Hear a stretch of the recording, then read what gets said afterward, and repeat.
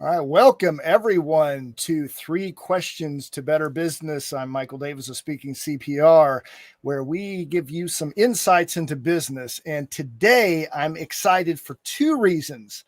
Number one, I got my friend Clayton Hicks on from H7 Network. And maybe more importantly is we're going to dedicate this show to Super Bowl number 56. Because if you don't know anything about me other than I'm a speech coach, I also live in the city of Cincinnati, the long-suffering sports town of city of Cincinnati. And this weekend, we have a big event coming up. This town is on fire.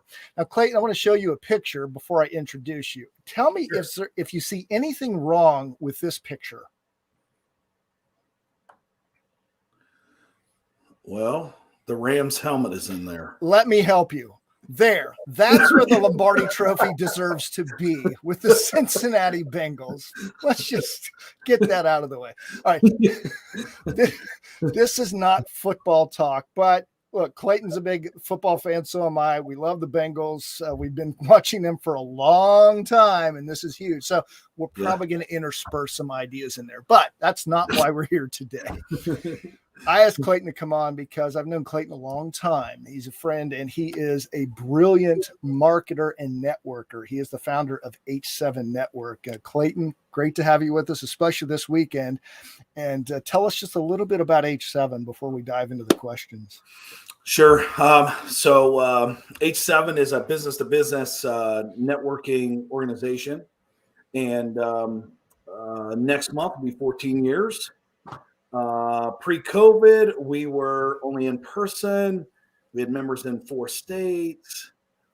After COVID began, we pivoted, we prospered, we developed a new program on top of Zoom called B2B H7V. Now we have members in 26 states, 4 other countries. We have meetings in 9 states now, and we are growing exponentially right now. So it's been great. So H7 is just about helping people find meaningful connections to whatever they're asking for, simply put. Well, it's one of the things that attracted me to H7 years ago is this whole idea of connections, because the term networking gets thrown around so much. It's so generic that you're one of the few people I've met where I thought, yeah, this guy knows what he's doing, and I want to be part of that. Now, before we get into the questions, you are doing something at your house today. Tell us a little bit about what goes on at your house centered around bourbon. Sure.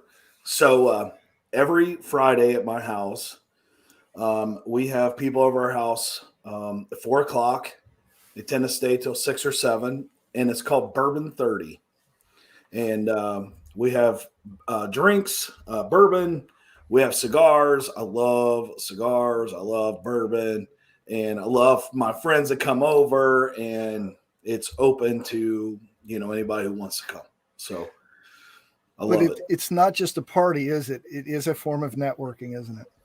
It is. Actually, most of the people that end up coming, we end up doing business together. I mean, in some way or another.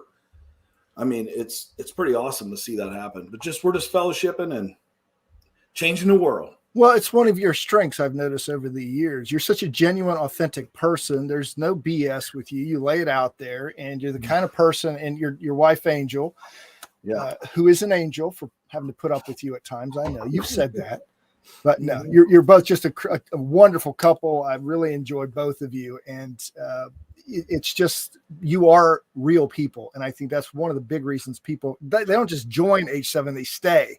It's easy to join an organization. It's not so easy to stay, especially with all the opportunities pulling us in thousands of directions, literally that many directions. So kudos to the two of you for just growing it. And yes, COVID has been awful in so many ways. However, in the midst of all that are opportunities, and I've just admired what I've seen you do with H7 just in the last 2 years. Thanks, man. So let's get on to the first question, and that is, what's the biggest networking challenge that you see in the year 2022? I'm gonna say, where do I go? So as the year progresses, when I say where do I go, I mean, there's so many options. Okay. So before the pandemic, it was, you just go to your chamber, you go to each 7, you go to your BNI meeting, you travel to it. But then this virtual program that we have has kind of created a bit of a disruption there. So a lot of that has to do with, wait a second, I can not leave my office. I can network, no drive time, no gas. So, but, you know, I mean, it's kind of like balancing between moving around between in-person stuff, virtual stuff. Where am I getting fed connections and people that pay attention, you know, that actually listen to what I need, and culture and all this stuff. And so I'm gonna say that, because, you know, we're kind of out of the woods now, but does that mean everybody's just going to go back in person now? Really? I don't think so.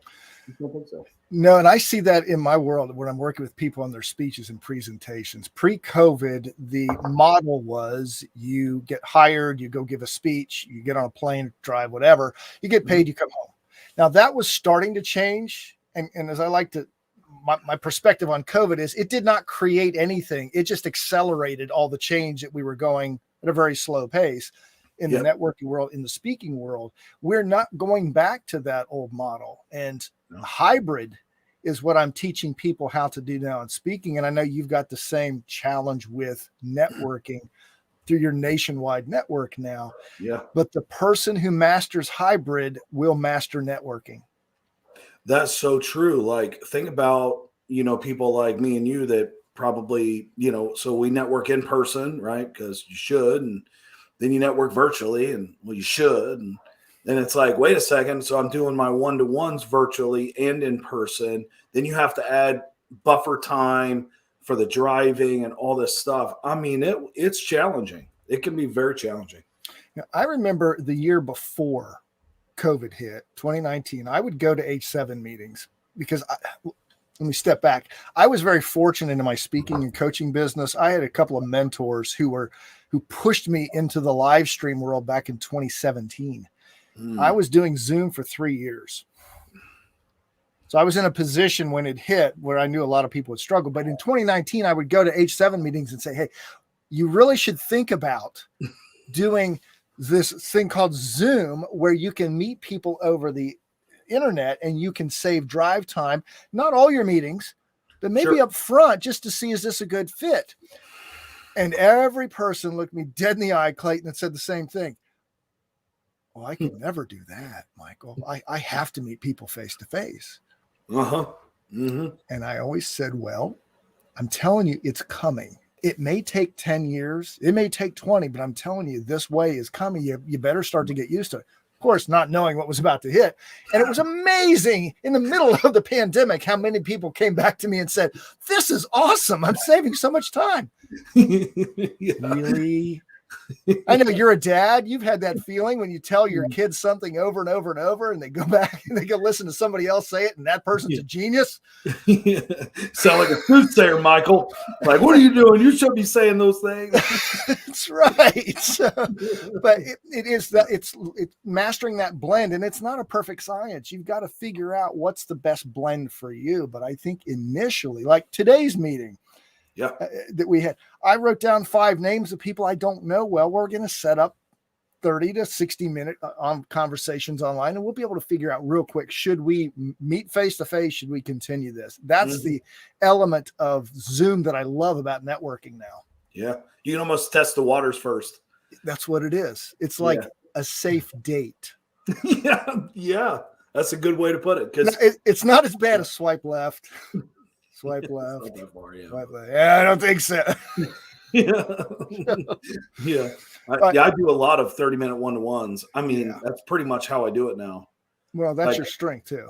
And so, I mean, so I still get pushback on that from people that are, we got to meet in person and we got to take an hour and we got to pretty much accomplish very little. And so when you do this Zoom one-to-one, and obviously I've been doing many, I'm coming close to 6,000 one-to-ones I've done since 2014.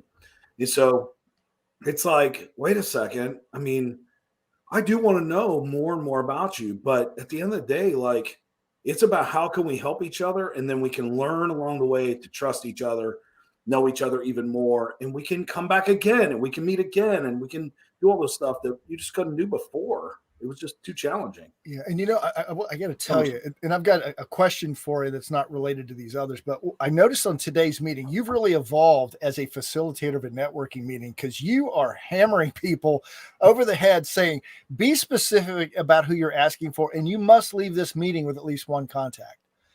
I haven't seen any other networking groups that do that. So kudos to you. You've evolved, and I think you've done it 14 years. You've had 6,000, and that's not an exaggeration. I know you've had that many of these one-to-ones. And I love the idea of the 30-minute first meeting. Yeah. I tell all my speech coaching clients who push back when I say, you've got to shorten this talk. I say, look, if you can't say it in 20 minutes, you ain't going to say it in 40. That's so true. Because the rambling, there's too much rambling. You know what I'm saying? There's way too much rambling. Yeah. And it's like, what can I accomplish in 30 minutes? Anyway, you can accomplish a lot if you're focused, as you know. So, yeah. Now, I would love to know, before I go to the next formal question, you have a philosophy about your initial meetings. You don't do any prep, do you? None. You go in blind. Why do you do that? Judgment. Okay. Judgment. I don't want to have any prejudgment. I don't want to have any kind of predetermination of who I'm going to connect with. But I also have talents that not everybody has. So I have to think about that and consider that. So I have what's called a photographic memory, or eidetic memory. Mm-hmm. And so, and I remember things by association. So I know every one of our members. If you gave me a name, I could tell you when they joined, at least within the month. I just have this memory thing that I'm able to adapt with. And so for me, I just don't want to have any predetermined things until I've heard them talk. That's it. I want to hear authenticity from them, you know?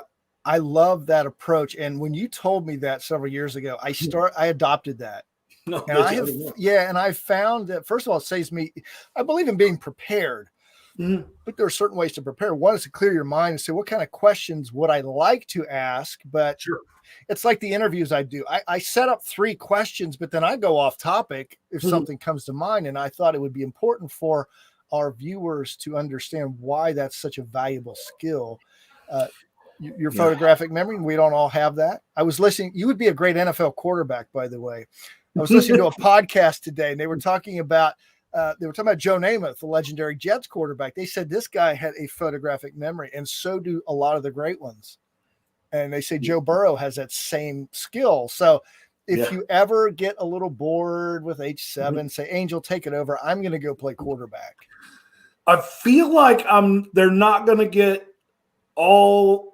I'm 43 now, Michael. I'm not sure that I'm going to be able to roll with those 22-year-olds out there. Whoa. Tom Brady is 44, and he could still sling it. All right, he just quit for other reasons. All right, you're not too young. Yeah, that's true. You got it going. You're in the prime of a quarterback's age. All right, here is the second question for you. What is the one costly mistake that you see people continue to make, whether it's live or virtual? Oh, man, selling to the person. I mean, if you're in person, okay, you know, the person is that costly mistake of not trying to get to know the person and really just trying to sell the person. Now, so the stories are going to be different, right? So in person, the story is, the 2 people meet together. The one person is does whatever, and they want to try to sell that person because for that person, they think that they're a prospect, right? Mm-hmm. And so obviously we teach on selling through the room, not to the room. That's our biggest thing. That's rule number 1, sell to the room, sell through the room. So anyway, so they do it in person, but better yet, when you're on Zoom and the other person is controlling the Zoom link, right? And so, hey, I just want to show you something really quick. So boom, share my screen. I got a PowerPoint I need to show you, And so it's still the same. Still the same when it comes to that. It's fascinating to me how this knowledge that you just shared is the knowledge of stop selling people on the first meeting. It's common knowledge, and it's getting worse. Networking, LinkedIn. I mean, you probably get it worse than I do on LinkedIn. Every single day, somebody's introducing themselves with a product or a link to some wonderful tool. It's like, no, who are you? Now, I do fairly quickly start sending articles, posts, resources that I think would benefit someone, but I don't start asking for that. I'm not asking you to marry me until like the 5th date. Yeah. Well, so, they have software out there that exists that will do the prospecting for you on LinkedIn, right? So you get all that, you get those auto generated emails where they're like, send a connection, and then it's that when this happens kind of software. So it says, okay, well, this person accepted connection. Boom. Hey, Michael, my name's Clay, and I'm a registered blah, blah, blah. And I've looked at your website. It needs to be fixed. Yes. And so that happens a lot. It does. I can't believe it. But it does. My SEO ranking needs to be fixed. My website needs to be fixed. My speaking skills. I got one of those one day. It's like, well, I don't disagree. Even coaches can become better speakers, but sure. Yeah, especially when they misspell things. That's my favorite. Yeah. So what I do is I try to turn around and get in a one-to-one with them. As soon as I do that, now, the game has changed. So right. I just try to practice that turnaround. And every once in a while, I'll get one that doesn't, right? That like one last week, I was like, yeah, let's do a one-to-one. They're like, yeah, let's do it. And then they're like, well, so I need to set you up with my CEO if that's okay. I'm like, get out of here. Really? I love it. It's I always have to remind myself, Clayton, that there's always a new set of players coming into the business world, and they're being told old-fashioned ways because everything's a shortcut. You got to shortcut the process. So the best way we can stop, if we have a tendency to sell, right, is to stop talking and just keep asking questions. Yeah, I throw around this term a lot, Michael. So I use it a lot. I train on it now. I'm really starting to push into our narrative is be a champion, right? Build champions, right. Be a champion. Like, you have leadership in you. Let's go. Let's be a champion. Everybody, right? And so the number one pitfall is active listening. So be an active listener. Not do it, be it. Mm-hmm. And so listen to what the other people are saying. That's what gives you the advantage to being able to manage a conversation. Being an active listener will take you very, very far in this world. Absolutely, because when you're active listening, you can go deeper. For example, when you answered the first question for something you said made me think of your philosophy of first meetings. Mm-hmm. And I thought, I need to ask you that. But if I was sitting there looking, okay, I'm ready. I'm ready for that second question. I'm ready to go. Stop talking, Clayton. I've got another question to ask you. Yeah. That's how a lot of people make you feel. 100%. They're just listening to speak. Yeah. And again, I know this is common knowledge, but the reason you and I are talking about it is because people still do it. Yeah, they still do. We're going to pound the table until they stop. Yeah. But it's just a habit. Train yourself, if you really struggle with this, to challenge yourself every time you get an answer to ask 2 follow-up questions, at least 2. Well, so like our Connect, Serve, and Ask training, which is like an intentional one-to-one. So we put in there that listen more and talk less, and then be relatable. Like, those are 2 really big things. If you listen more and talk less, then you actually have an advantage to be able to manage a conversation easier and actually be able to respond more intelligently. And then when you respond, you're actually connecting with the person. It's like sitting there, an entrepreneur and a salesperson. Mm-hmm. Salesperson doesn't typically say, hey man, how'd you start your business? I'm so interested. And I work for a corporate B2B sales company. Like, they could care less, And so you're having this conversation. You're basically telling them the things that you want to say instead of the things that actually relate. Absolutely. And enable yourself to connect with other people. Yeah. The other issue I see with these the questioning technique is too often we hear a phrase or a word and we put our own filter on it. So we assume we know what the other person means. Yeah. Right? So if you and I were talking and you were my prospect and you said, well, I just need to get more clients every time I speak, I'd say, oh, well, I understand that and I can help you. No, I have no idea what more clients means. Right? So tell me, when more clients, what do you mean by that? More, how many is more clients? And then off we go. And that's dig. But, and I see this not just in speaking or networking, but in interpersonal communication. And the closer we are to someone, the worse it gets, right? It's developing the habit and training ourselves to stop and say, do I know what that really means? Or am I putting my filter on it? Yeah, 100%, man. 100%. Big challenge. All right, on to question number 3. You're almost off the hot seat, Clayton. All right.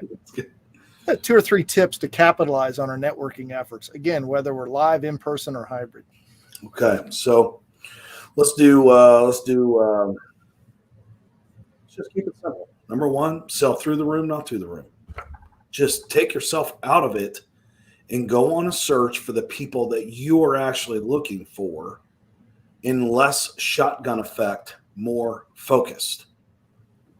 Tip number 1. That's pretty simple, but it's not that easy to do. So selling to the room means I'm just there shotgunning it, just handing my card out to everybody. Selling through it means I'm listening to everybody do their 30 seconds, or I'm listening to talk at the tables. And I'm thinking, well, there's somebody I'd like to meet. Yeah, 100%, man. Yeah, 100%. Okay. Number 2 is, this one will get you, man. It gets everybody. Be prepared.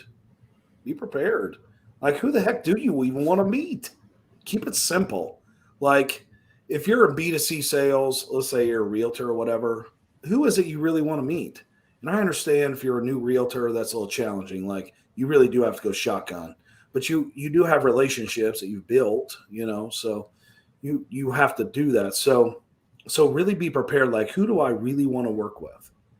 And then obviously you have to try it. So if it's a new person, it's who do I think I want to work with?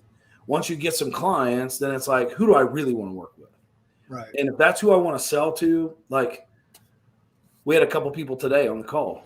As you remember, right before we went into the group, I'm like, you got to get uncomfortably specific. Yes. And where did that come from? That comes from, we had a couple of folks that just said, hey, I work across, I'm agnostic. That's my favorite word. Yeah, you're not. Like, I understand, like, generally speaking in the marketing world, like, I want to sell to everybody, right? I get that. And then let them filter in. But in word of mouth marketing, what you say to somebody else and what they hear is important, how they interpret that information, what they say. And so if I say, well, I'm agnostic, so anybody will work. Oh, well, that means nobody, because I don't know anybody. Right. I know nobody pretty much. Anybody doesn't exist. The word, so that becomes like a trap. So some people say, well, don't use the word anybody. Okay, what they're really saying is don't just say the word anybody. It's fine to say, well, anybody in HR, accounting, whatever. Yeah. As long as they add something to that gives a description, then a person can actually interpret the information. They can even picture it. If you say, well, I'm looking for CPAs. Okay, well, let me help you build your pipeline, brother. All right, I'll introduce you to CPAs. It's fine. Clayton, this makes me think of once a week I host a coaching call with some other coaches. And this week, one of my mentors was on, and he is a storytelling guru. And he reminded me of something. In our stories, we have to give enough detail so that we help the audience create a movie in their minds. And the problem with most people when they tell stories is they're so generic, we can't create the movie.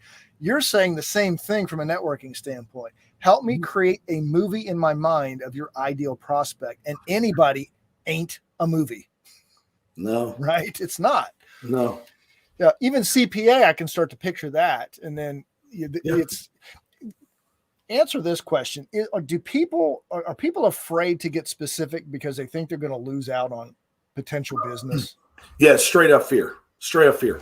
Yeah. So now, unless it's like somebody brand new, right? Then it's like their fear of everything. Like, they're just trying to like pay a bill, when they start their business or whatever, right? So that's a different circumstance. But yeah, it's fear. It's like, well, I'm only going to see you once, so I got to get it all out. It's like, well, if you value people, you'll see them more than once. Exactly. And you can communicate that, and you can walk yourself through that fear, and then actually gain confidence from an insecure place, and you can start to build that confidence. And then it's like, hey, Michael, do you know any CPAs? And then I'm sure you're like, well, yeah, I do. So it's just coming from fear, 100%. And you said something before too. You get specific. You may find out that's not who I want to work with. Yeah. My background was in the financial planning world. So when I created Speaking CPR and went and did this, I started with financial planners. I remember that. And it took me about a year to figure out, I don't want to work with financial planning organizations. Not because of the people, by the way. Love financial planners. It's the industry. They are so controlled by compliance that they want to dictate every word that comes out of your mouth when you speak. They want everything. And I said, I'm tired of dealing with these people. There are too many other industries. I don't have to deal with this crap. But at least you took a shot. I took a shot. I mean? Yeah. Dust yourself off, keep going. Like, yeah. And does that mean I'll never work with a financial planner? No, it just means as a targeted industry, I'm not going after them, because I do have some people I've worked with who are fantastic clients. Yeah. I just don't want that industry, because you got to be careful. You don't want to pigeonhole or stereotype industries, but let's face it, engineers and accountants tend to be more process oriented. I've got to treat them differently as a rule than I do salespeople, who tend to be talkers. Yeah. And storytellers. Yeah. Exactly. Yeah. So Clayton, I appreciate you so much, and I appreciate your wisdom today. So much so. Now, are you sitting down? No. Oh, you might want to sit down for this, because this is really a prestigious award. This is only the third time I've given this out. It is called, the Golden Shovel Award. This is given to individuals who I find are masters of digging deep. Now, in many cases, I'm working with speakers and coaches, digging deep to find people's stories. But in your case, you dig deep to find out people's purpose for what they do, what they're looking for, and you connect others. So I know you're going to proudly display this. Hell yeah, I will. Because this is pretty prestigious. I can't wait to put it on my Facebook page and my LinkedIn page, man. There you go. Wait. My friend Ed Tate, who's a world champion speaker, he's a highest level certified speaking professional. I just thought of this one day on a call with him, and I said, I'm going to send that to him. And sure enough, he posted on Facebook and said, it's going right next to my world championship trophy. Hell yeah. And my certified speaking professional designation. I said, hey, so you're in rarefied company, my friend. All right. I highly recommend, if you're watching this, that you get in touch with Clayton and talk about the H7 network specifically. It is now an international organization. This is the best way to reach you, right, Clayton? Clayton, it's h7network.com. Yeah. And you will love talking with Clayton, and he demonstrates what he preaches. He will talk with you. You'll enjoy his company, and he is a connector. 6,000 one-to-ones have given him some expertise in finding what works best for folks. Yeah. 6,000 this August, brother. I'm going to hit it. There you go. All right. Before we close out here, just a reminder, if you'd like to get your insights into storytelling, you can sign up for my 52 Storytelling Insights. You get a weekly 5-minute audio lesson. The idea behind it is one idea stacks on top of another. A year from now, you will be significantly more improved, at least 3 times the storyteller you are today. You can sign up for that by going to my virtual business card, and I'll put this in the notes under the video. Infone.co. That's not iPhone, it's Infone, and it's not .com, it's .co. That's about as complicated as it gets. /speaking CPR. When you go to that, it looks like a phone, but it's a virtual business card. Just click on the 52 Story Insights tab. You can sign up. Coming next week, coming attractions to a live stream near you. Next week, I will be interviewing my friend David Horning. David is a comedian, and now he is a business consultant helping organizations be more creative and innovative in the way they operate. Clayton Hicks, you rock. I appreciate you so much. And I know that you are going to be enjoying this weekend, and you and I will be having the best weekend of our lives if Sunday around 10 o'clock, the Lombardi Trophy is being hoisted by Mike Brown, the Bengals owner. Oh, yeah, I'm looking forward to it. Michael, thank you for having me on here, man. I really appreciate our relationship. Yeah, me 100% too. do. Yeah, and we will talk soon. All right, brother. Enjoy your bourbon. Thanks, man. All right, bye. See you.